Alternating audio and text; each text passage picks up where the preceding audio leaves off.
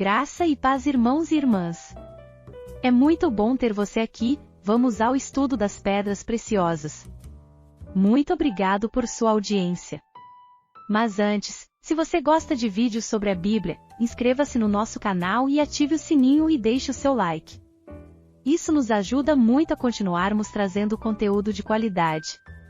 E não se esqueça de compartilhar esse vídeo com os amigos e familiares. Agora, vamos ao conteúdo. Mergulharemos em um estudo profundo e significativo sobre as pedras preciosas na Bíblia, revelando um tesouro espiritual oculto nas Escrituras. Não são apenas gemas exuberantes, mas símbolos vivos das características divinas de nosso amado Salvador, Jesus Cristo. À medida que exploramos cada pedra, perceberemos que elas foram, de certa forma, forjadas nas vidas dos apóstolos, refletindo as virtudes e atributos de Cristo que foram transmitidos a eles. Vamos nos maravilhar com a maneira como essas pedras preciosas, como obras-primas divinas, são entrelaçadas com a formação espiritual dos apóstolos. Preparem seus corações para descobrir o significado profundo desses símbolos, pois nos aprofundamos não apenas nas pedras, mas nas lições eternas que carregam. E os fundamentos do muro da cidade estavam adornados de toda a pedra preciosa.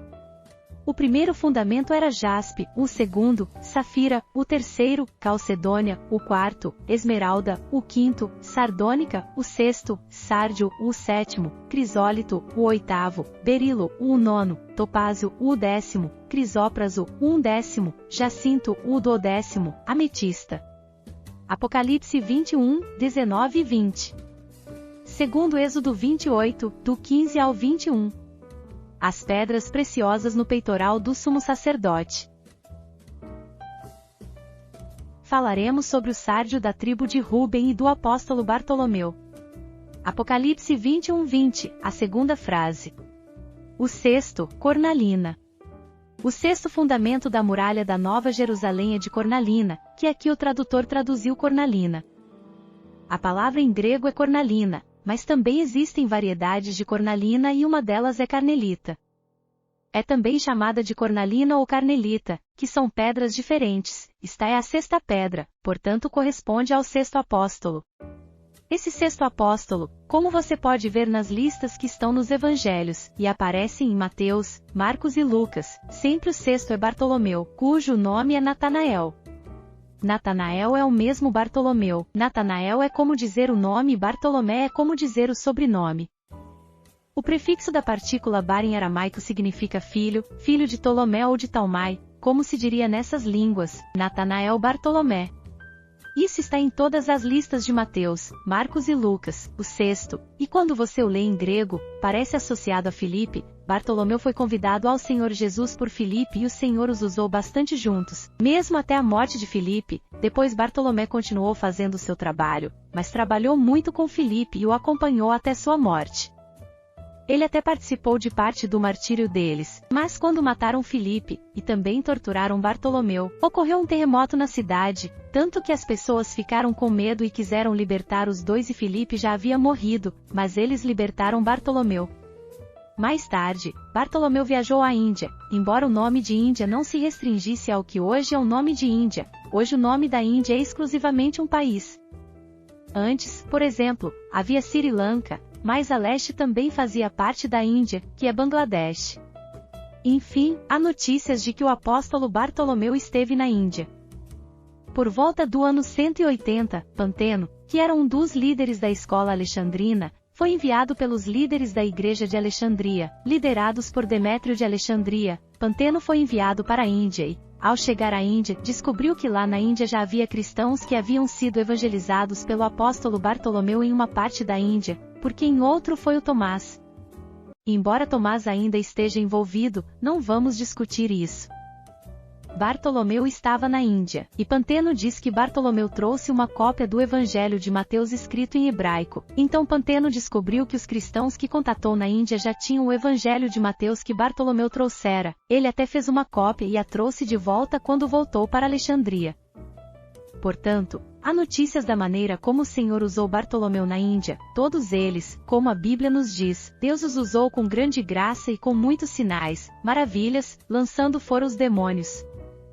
Temos aqui algumas informações sobre Bartolomé na Índia onde esteve. Ele veio para uma cidade na Índia e naquela cidade Astarote, aquele demônio, aquele espírito maligno era adorado. E Bartolomeu chegou e se identificou e começou a viver com os pobres. Ele até foi posar com os pobres no templo de Astarote, e pela presença e oração e intercessão de Bartolomeu, o ídolo não pôde mais se comunicar e foi anulado. Todos os oráculos que vieram foram totalmente parados apenas pela presença e evangelização de Bartolomeu. Então eles foram para outra cidade para consultar outro espírito para explicar por que aquele ídolo não falava mais com eles e por que não havia mais oráculos daqueles falsos deuses. E o outro espírito respondeu que era porque Bartolomeu, um mensageiro de Deus, e ele havia amarrado aquele espírito e ele foi amarrado e, portanto, não podia falar. Tantas pessoas quando ouviram essa notícia, algumas aceitaram para sempre. Eles começaram a procurar Bartolomeu para o bem e os outros para o mal. Graças a Deus que depois de Bartolomeu expulsar alguns demônios, o rei, ou seja, o líder daquela cidade, se chamava Polímio. Mais tarde ele se tornou discípulo de Bartolomeu e se tornou bispo, mas antes, ele era a autoridade secular da cidade. Ao ouvir o que estava acontecendo com Bartolomeu, ele também teve uma filha que foi demonizada e que foi amarrada por ser terrível. E então eles perguntaram a Bartolomé se ele poderia fazer alguma coisa. Então ele pregou Cristo para eles e pediu-lhes que desamarrassem a jovem e ninguém ousou desamarrá-la. Então o próprio Bartolomeu a desamarrou, a garota estava livre, o demônio fugiu, a garota foi libertada e o rei ficou muito feliz. E então o rei enviou alguns presentes a Bartolomeu, mas eles não conseguiram encontrá-lo para entregar os presentes. Ele se escondeu para não receber os presentes, não os recebeu. E depois que ele não os recebeu mais e eles voltaram para Polímio. Então ele foi para Polímio, lá ele evangelizou Polímio. Polímio recebeu o Senhor com sua família, foi batizado, até renunciou ao governo e seguiu Bartolomeu, e o acompanhou por muito tempo. Bartolomeu também fez uma viagem no ano 60. Passou para o que é a Armênia. A Armênia é um país que permanece no Cáucaso, mas recentemente pertenceu à União Soviética. A cidade onde Bartolomeu chegou fica na fronteira com o Azerbaijão. O apóstolo Judas Tadeu Lebiou, irmão do Senhor Jesus, dos menores, já havia ido lá antes. Ele tinha começado um trabalho e Bartolomé foi cooperar com o trabalho de Tadeu e os dois estavam trabalhando na Armênia. Muita gente se converteu na Armênia, de tal forma que depois do trabalho que esses dois apóstolos, Tadeu e Bartolomeu fizeram, outro líder cristão veio depois, quando os apóstolos já haviam morrido, seu nome era Gregório, eles o chamam de Iluminador. Esses irmãos, digamos, primeiro os apóstolos e depois Gregório consolidaram o cristianismo na Armênia, e a Armênia se tornou o primeiro país cristão da história. Eles não só se tornaram pessoas cristãs, mas o próprio país tornou-se cristão, e aqueles que estabeleceram a fundação foram precisamente os apóstolos Judas Tadeu e Bartolomeu. Esta é, em termos gerais, a vida de Bartolomeu.